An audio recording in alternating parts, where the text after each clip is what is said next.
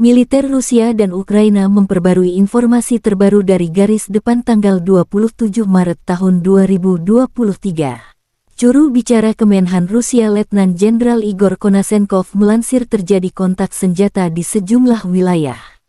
Di arah Krasny Liman, jet tempur Rusia, artileri, dan sistem penyembur api berat dari kelompok pasukan Center menghantam unit angkatan bersenjata Ukraina AFU di dekat Nevskoye, Republik Rakyat Lugansk Yampolovka, dan Grigorovka, Republik Rakyat Donetsk.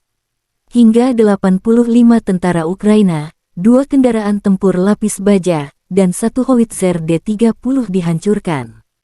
Selain itu, 13 kendaraan udara tak berawak Ukraina ditembak jatuh di dekat Kremenaya, Rubeznoye, Golikovo, Republik Rakyat Lugansk dan Marinka, Olginka, dan Novi Svet, Republik Rakyat Donetsk.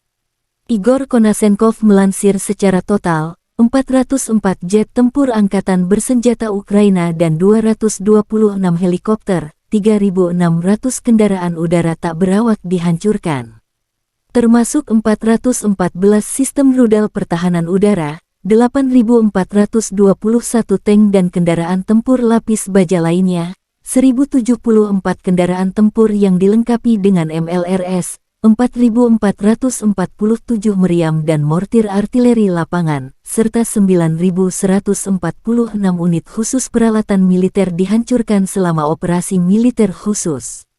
Dari kubu Kiev, Staf Umum Angkatan Bersenjata Ukraina melansir Rusia kehilangan 610 prajurit dalam 1 hari. Termasuk 6 kendaraan tempur lapis baja serta 7 unit artileri dan 3 peralatan khusus. Secara total, Kremlin kehilangan 171.160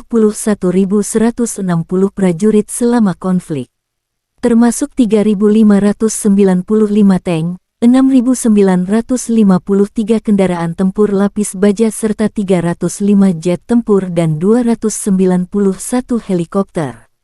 Konflik Rusia dan Ukraina berlangsung selama 397 hari, belum ada kesepakatan damai antara kedua belah pihak. Militer Ukraina juga menunjukkan cuplikan Brigade Mekanik terpisah ke-66 dari Angkatan Darat Angkatan Bersenjata Ukraina menghancurkan musuh. Prajurit Rusia berada di bawah serangan api. Kerugian musuh belum terhitung. Pasukan Rusia tampak memasuki sebuah bangunan namun terpantau drone pengintai Ukraina. Tak lama kemudian serangan artileri Ukraina berdatangan. Lokasi tak disebutkan dalam keterangan resmi militer Ukraina. Terpisah, Presiden Ukraina Volodymyr Zelensky melakukan kunjungan ke wilayah Dnipropetrovsk tanggal 27 Maret. Saya mengunjungi distrik Nikopol, yang selalu berada di bawah tembakan musuh. Saya membahas konsekuensi dari serangan teroris di Nikopol, Marhanets, dan pemukiman lain di wilayah tersebut, kata Zelensky. Terima kasih sudah nonton, jangan lupa like, subscribe, dan share ya!